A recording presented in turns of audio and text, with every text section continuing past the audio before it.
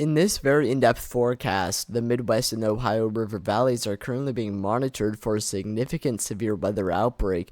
A swath of linear and messy storms is expected to harbor the potential of widespread significant damaging wind gusts upwards of 80 to 90 miles per hour, widespread massive hail upwards of 4 inches, and a few tornadoes, some of which could be strong to violent. Everything you need to know on Project Gladiator.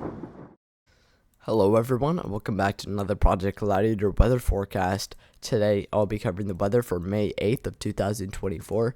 For today we have a moderate risk for southern Missouri, southern Illinois, western Kentucky into southwestern or south central Kentucky, into north central into central Tennessee and northwestern Tennessee there, with an enhanced risk that extends anywhere from northeastern Texas all the way up across eastern Oklahoma, Missouri, Illinois, Indiana, Arkansas, to eastern Tennessee and portions of western North Carolina there. The slight risk also extends all the way out to the Atlantic Ocean. So we have a really large area for the risk for severe thunderstorms and the risk for significant severe thunderstorms being expected for the moderate risk area. For our risks for today, we do have a 10% tornado risk for the surrounding moderate risk area, where we are expected to see the potential for a few tornadoes, some of which could be strong. And the general rule of thumb is that the potential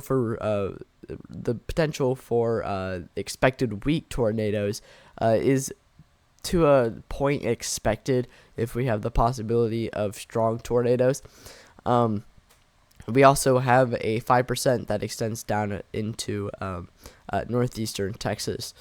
For our damaging wind risk, we do have a 45% for the moderate risk area, and that's going to be the primary driver for that moderate risk area. Is that 45% damaging wind risk. We are expected to see very widespread and very strong damaging wind gusts in that moderate risk area. We are also expected to see a 45% hail risk, where we are expected to see massive hailstones across this region associated with any storms in the moderate risk area. And the potential for massive hailstones extends down into eastern Texas as well. So the 45% hail risk and the 45% damaging wind risk are both the primary drivers for the moderate risk area. For our day 2 outlook, we do have an enhanced risk for central into eastern Texas. Risks for tomorrow include multiple 2% tornado risks, one for the enhanced risk region, one for the eastern seaboard for South Carolina and Georgia, and one for the Chesapeake Bay region. A broad 15% damaging wind risk for the majority of the slight risk region, and a 30% hail risk for that enhanced risk region with the possibility of some massive hailstones. And then for day 3 outlook, we do have the possibility of some isolated severe thunderstorms upcoming for northern Florida, southern Alabama, Georgia, South Carolina, North Carolina, and Alabama. For day 4, day 8 outlook, we currently don't have anything issued. Taking a look at our excessive rainfall, for today we do have a moderate risk for Tennessee and Kentucky, where we are expected to see some widespread flash flooding and the potential for some significant flash flooding in some regions. So if you do live in the affected region, definitely make sure that not only are you watching out for severe thunderstorms, the potential for widespread damaging wind gusts that are going to be significant, massive hailstones, but you also need to be on the lookout for flash flooding as well, on top of that with your tornado risk. For tomorrow, though, we do have a slight risk for northern Louisiana, central Mississippi into western Alabama and eastern Texas, with a marginal risk that extends up across the eastern seaboard in the Appalachian Mountain region and back into the Ohio River Valley into northern Illinois and eastern Iowa. And then for our day 3 outlook, we do have a marginal risk for southern Georgia, southern Alabama, northern Florida, and southern South Carolina. Taking a look at our winter weather outlooks, For today, we aren't really expected to see anywhere that will be impacted by too significant snowfall. The only regions that are expected to see some pretty heavy snowfall in a pretty widespread region is going to be mainly across elevated portions of the northern Rockies for Montana into Wyoming there. And then for our day 2 outlook, it's a lot of the same with less snowfall expected overall, but we could still see some heavy snowfall for elevated portions of the Rockies in Colorado and Wyoming. And then for day 3 outlook, we are hardly going to see anything as far as heavy snowfall, with some heavy snowfall that is still going to be possible for portions of the elevated Rockies for southern Colorado there. Taking a look at our weather model, starting off with our 500 millibars and our surface observations and how those are going to work in conjunction for our risk for severe thunderstorms. Starting off with our upper air pattern, what we are expected to see as far as our upper air pattern is we do have a really strong flow out of the southwest here. At 500 millibars with a trough that is all the way back up into the northern central plains, so it is relatively out of the way, so we don't really have a whole lot of forcing from the trough itself, but we do have a lot of lift that is going to be supplied to this region by this really broad trough regardless, with a lot of 500 millibar flow that is expected to get upwards of potentially 50 to maybe even 60 miles per hour across this region. That's going to be really strong and definitely support the risk for severe thunderstorms across this region. And we may even have some subtle defluence and spreading of our wind vectors, which will likely create at least a little bit of a void in the atmosphere and likely aid in our overall risk for severe thunderstorms, as that will enhance the lift. But as far as our surface observations goes, with a strong flow aloft and a warm front that is expected to push out of the south here, with our moisture, I don't know what our surface observations are doing right now, but our warm front is currently up across this region and is expected to continue to linger across this region. And that's going to fire off our storms. Storms are expected to be linear, and as they fire along the warm front, they are immediately expected to detach and start pushing further down to the south.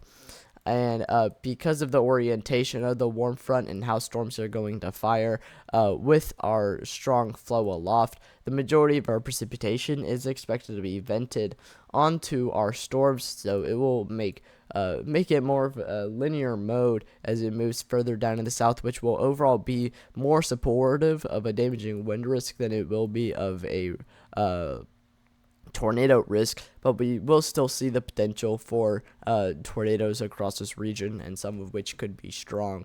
Taking a look at our 850 millibar wind and how that will affect our risk for our tornadoes across this region with our directional shear. We are expected to see a pretty powerful low-level jet that is expected to strengthen across this region, mainly in the afternoon hours, with a low-level jet as of right now that is definitely a little bit more on a weaker side of things, but definitely pretty strong, with flow upwards of the mid 30 miles per hour to some low 40 miles per hour across this region out of the south. With our flow aloft at 500 millibars, kind of taking this orientation, you kind of already see what our hodographs are going to look like, and we're definitely going to see that curvature, the low levels of our hodograph, and there will definitely be quite a lot of directional shear being supplied by this low-level jet as of right now. So that's why we currently see a tornado risk that is ongoing. If it isn't the greatest right now, because our low-level jet is expected to increase later on this afternoon with really strong 850 millibar flow ahead of our storms, upwards of 50 miles per hour, which will definitely support lots of directional shear across this region. But as storms are progressing through the 10% tornado risk region, our low-level jet may be more limited to the mid 40 miles per hour and the 30 miles per hour, which will definitely allow for some more subtle directional shear across this region, but we will probably have some really powerful instability to make up for it. But as it increases later on in the afternoon, we will have less instability, but a much more powerful low-level jet, but that will lead to a decreased tornado risk overall. But we will still see the potential for tornadoes as this strong low-level jet reaches its maximum. Taking a look at our 200 millibar winds and how that will affect our risk for severe thunderstorms overall with our spreading of our wind vectors, and how that will affect our hail risk with our speed shear. We are expected to see some pretty noticeable defluence across this region with two primary 200 millibar jets with really noticeable defluence aloft that will likely support a pretty large void in the atmosphere, and that will support widespread lift, and that will definitely be a major aid in our risk for severe thunderstorms across this region.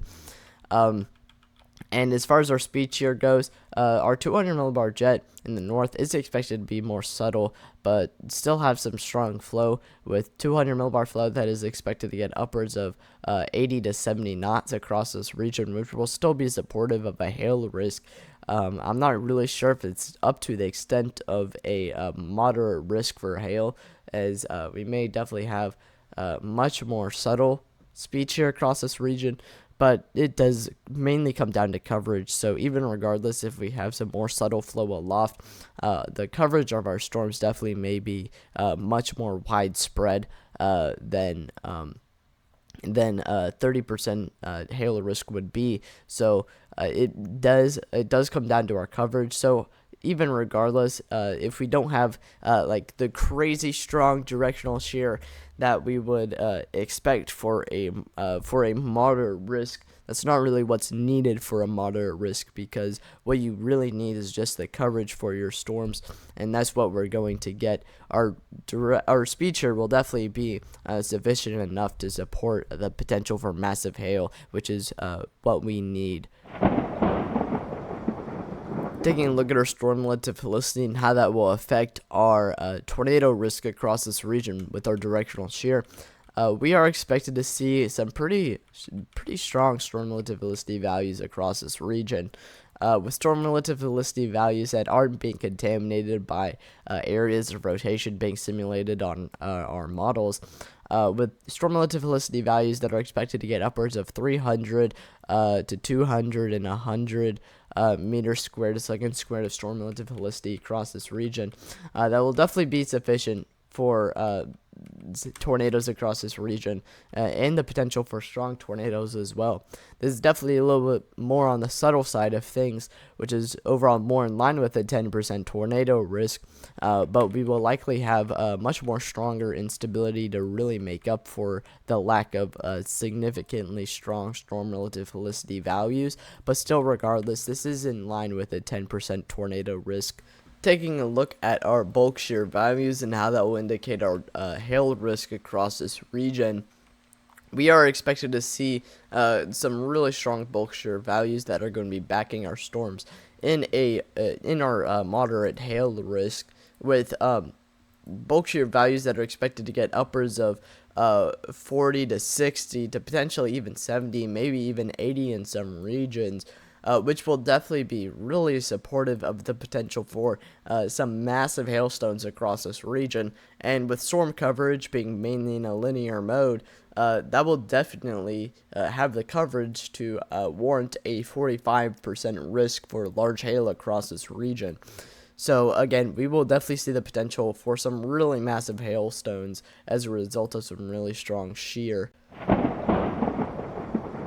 Taking a look at our composite reflectivity so we can go over some general radar analysis. Not really going to do too much as far as timing, because this is such a widespread area covering multiple time zones, and I usually suck with just one time zone that is different than my own.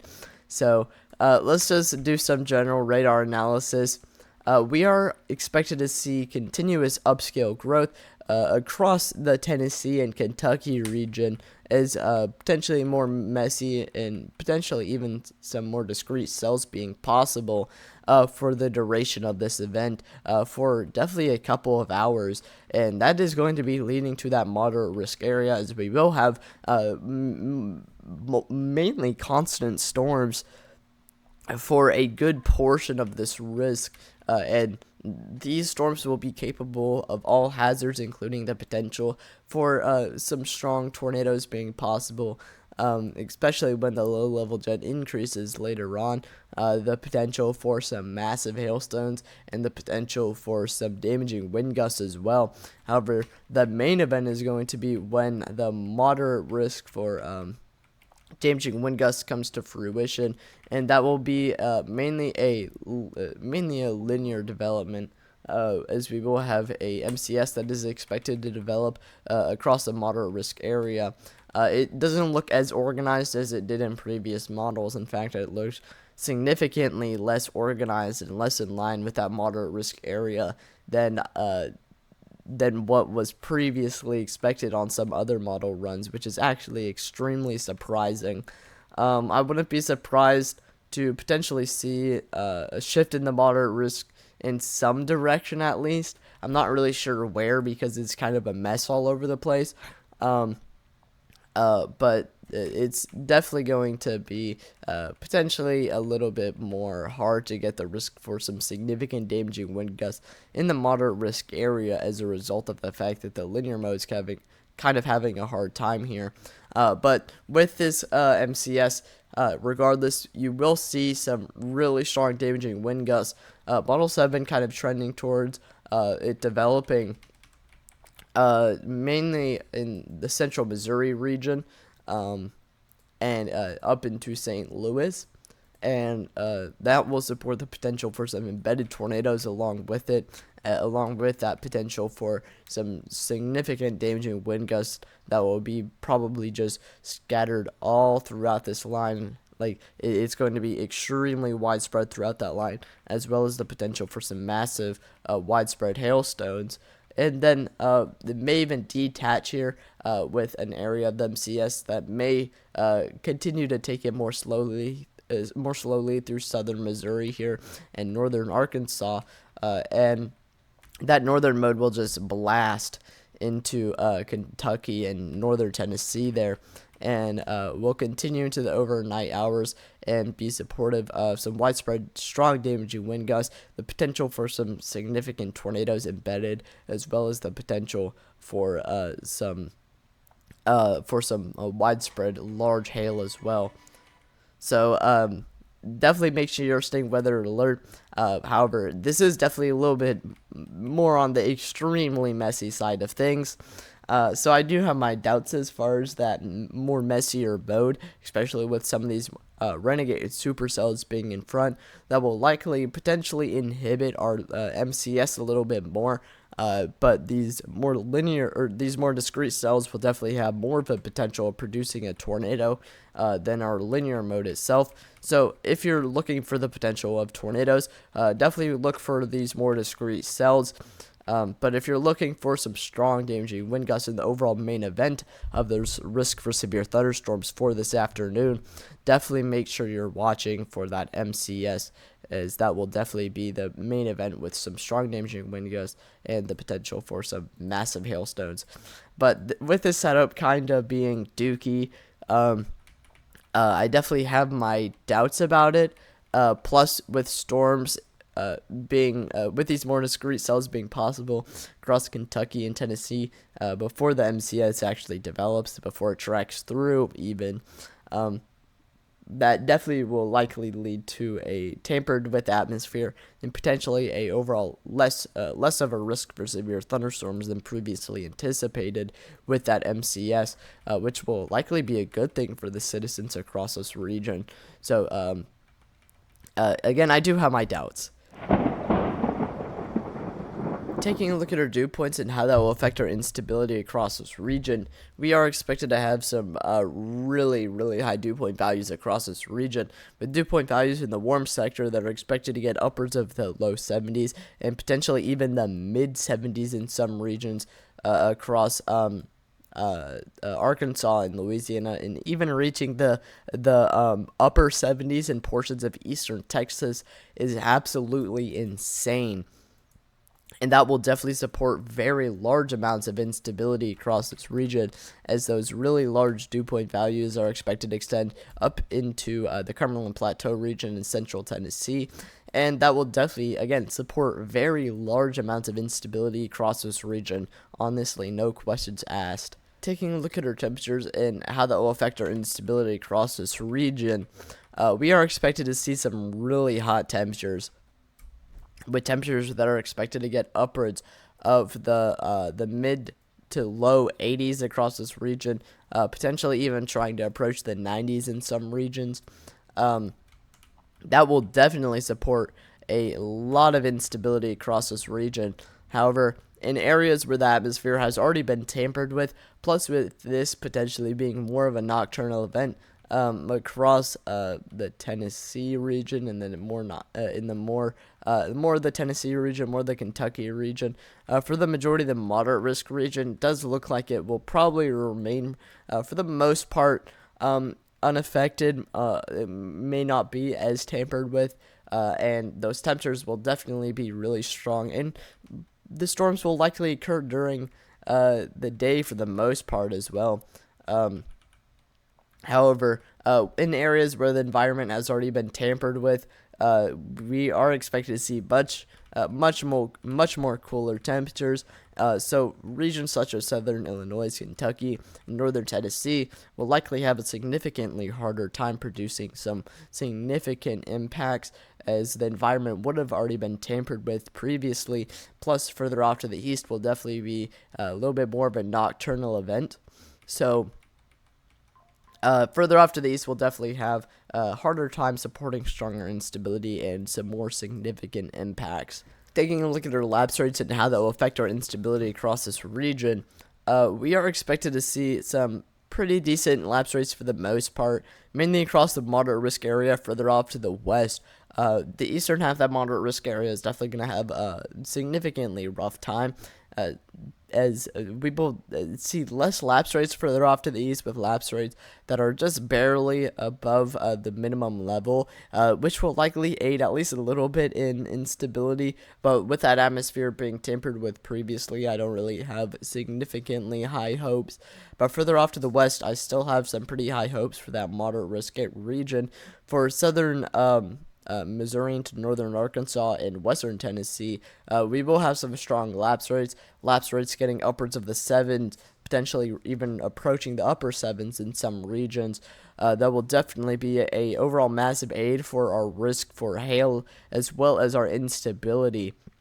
And this will definitely support some really large instability values across this region, especially with the ton of heat that we're going to have and the really, really large dew point values. Taking a look at our cloud cover and how that will affect our instability and our lapse rates across this region. As of right now, we do have some pretty thick cloud cover across this region. However, this is forecasted to rapidly decrease over the next couple of hours and rapidly clear across this region. So we will have some much clearer skies across the moderate risk region, mainly across southern Missouri, far southern Missouri, northern Arkansas, and even into western Texas and western Tennessee, and southern Tennessee, even getting close to middle Tennessee as well. Maybe able to see a little bit of sun. So in the moderate risk area where we will have that clearing to the north, we will have significantly thicker cloud cover, but anywhere where the sun will be shining, that will definitely lead to some much larger instability values and will be a significantly large aiding factor in our instability and our overall risk for severe thunderstorms across this region. Taking a look at our 700 millibar temperatures and how that will affect our convective inhibition and how that will in turn affect our overall risk for severe thunderstorms. We do have constant warm air advection out of the south here.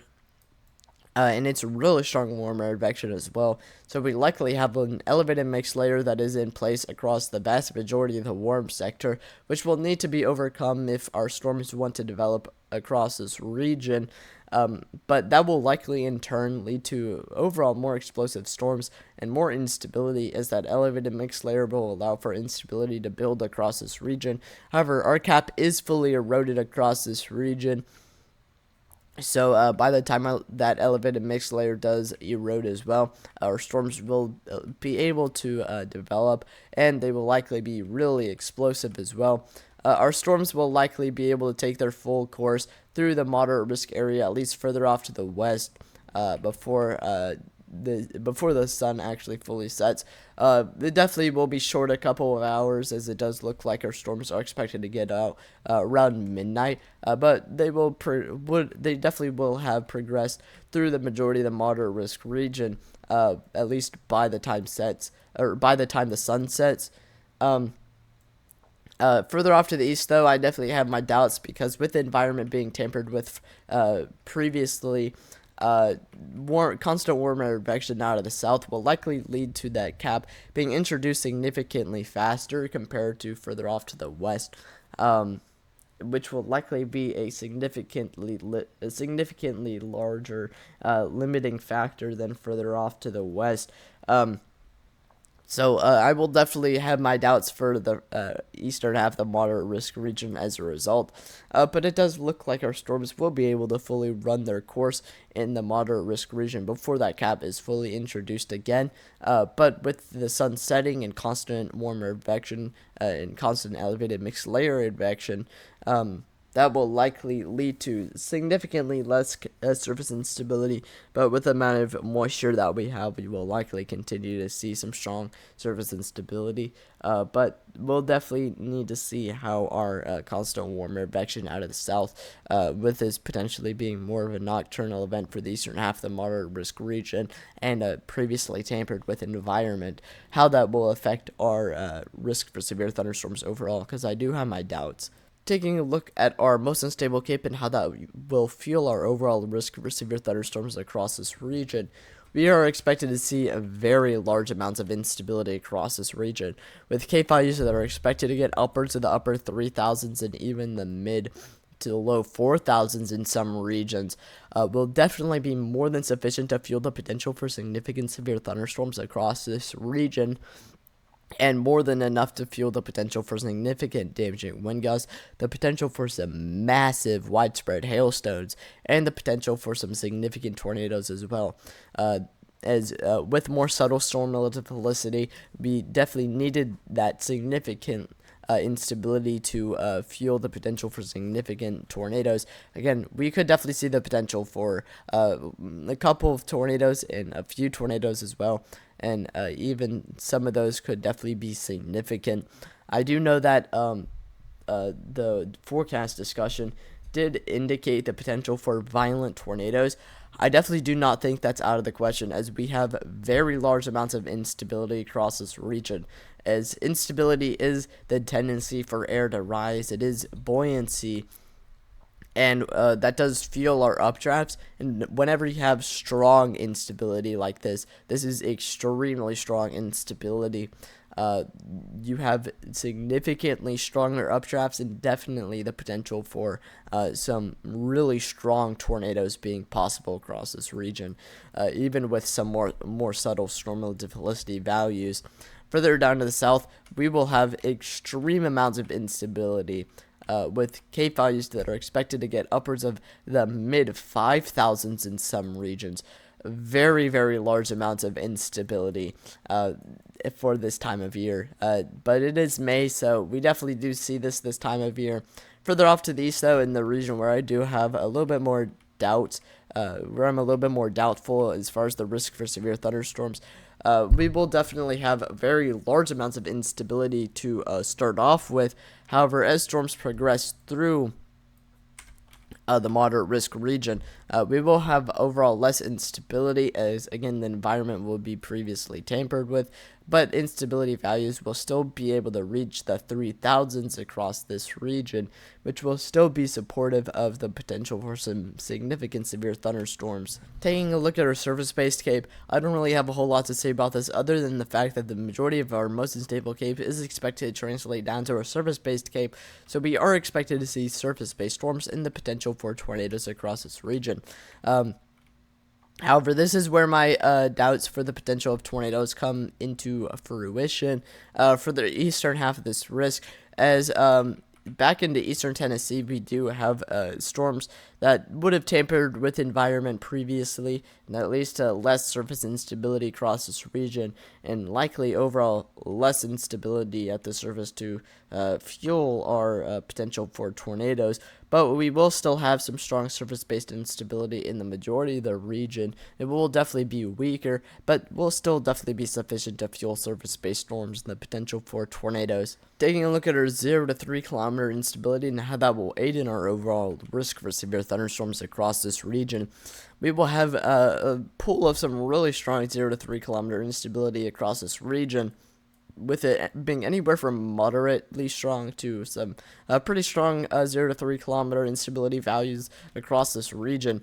Will definitely be a very large aiding factor in fueling our overall risk for severe thunderstorms and the potential for tornadoes across this region.